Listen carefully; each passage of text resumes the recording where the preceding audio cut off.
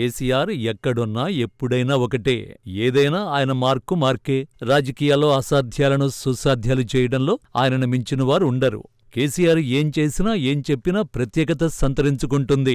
నాడు కాంగ్రెస్ పార్టీని ఒప్పించి తెలంగాణ రావడానికి కారకుడైన కేసీఆర్ ఆ తర్వాత సుమారుగా 10 ఏళ్లు తెలంగాణ సీఎంగా తాను కలలుగన్న తెలంగాణ కలను సాకారం చేశారు. అయితే గత ఎన్నికల్లో పార్టీ దెబ్బతినడంతో ఇప్పుడు పార్టీని మరోసారి ఎన్నికలకు సమాయత్తం చేసే బాధ్యతను కేసీఆర్ తీసుకున్నారు. పార్టీ ప్రతినిధుల సమావేశంలో భవిష్యత్తు కర్తవ్య బోధను కేసీఆర్ ఓ రేంజ్లో చేసినట్టు నేతలు చెప్పారు. తెలంగాణలో ప్రజలు ఇప్పుడున్న ప్రభుత్వంపై విసిగిపోయారని, రానున్న ఎన్నికల అన్నింటిలోనూ గులాబీ జెండా ఎగరడం ఖాయమని కేసీఆర్ చెప్పారు. నాయకులు నిరంతరం ప్రజల్లో ఉండాలని, ప్రజల మన్ననలు చూరగొనాలని కోరారు. కాంగ్రెస్ గ్రాఫ్ రోజురోజుకు పడిపోతోందని, తెలంగాణలో ఏ క్షణమైనా ఉప ఎన్నికలు వచ్చేందుకు అవకాశముందని నేతలు, కార్యకర్తలు అందరూ సర్వసన్నద్ధంగా ఉండాలని పిలుపునిచ్చారు. ఫిరాయింపు ఎమ్మెల్యేల నియోజకవర్గంలో త్వరలో ఉప ఎన్నికలు వస్తాయని, అందులో ఎలాంటి అనుమానాలు పెట్టుకోవద్దని కేసీఆర్ చెప్పారు. ఆయా నియోజకవర్గాల్లో ఎవరిని బరిలోకి దింపాలన్న దానిపైన పార్టీ ఆలోచిస్తోందన్న సంకేతాలు ఇచ్చారు.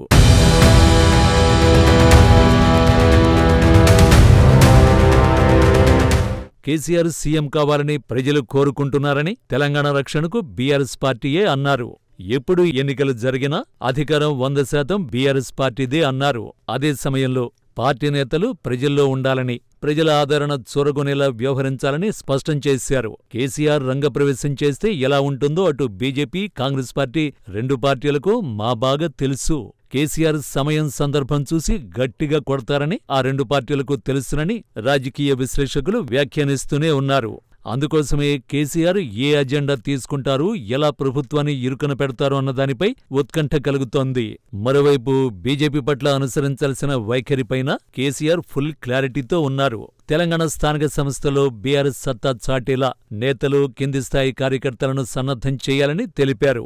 నాడు తెలంగాణను ఇబ్బందుల పాలు చేసిన చంద్రబాబు మళ్లీ తెలంగాణలో అడుగు పెట్టాలని చూస్తున్నారని, వలస పాలకుల చేతిలోకి మళ్లీ రాష్ట్రం వెళితే ప్రజలు ఆగమాగమయ్యే ప్రమాదముందని కేసీఆర్ హెచ్చరించారు. కృష్ణా గోదావరి జలాలను ఏపీ తీసుకెళ్తుంటే కాంగ్రెస్ ఏమీ చేయలేకపోతుందన్న అంశాన్ని ప్రజలు గమనిస్తున్నారన్నారు కేసీఆర్.